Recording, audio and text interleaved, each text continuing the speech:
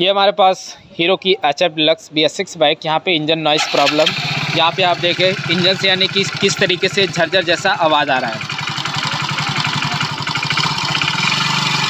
तो फाइनली इस तरीके से अगर कभी भी आवाज़ आए तो आपको काम क्या करना है, इसकी जो टाइमिंग चेन होता है उसे चेंज करना है। पर टाइमिंग चेन ही सिर्फ चेंज नहीं करना है, उसका पूरा किट डालना है आपको BS6 के बाइक में, तभी यानी कि इसकी साउंड बिल्कुल सही होता है। चलिए फटाफट से खोलते हैं और आगे लॉन्ग वीडियो में आपको हम पूरा फुल डिटेल में जानकारी देते हैं।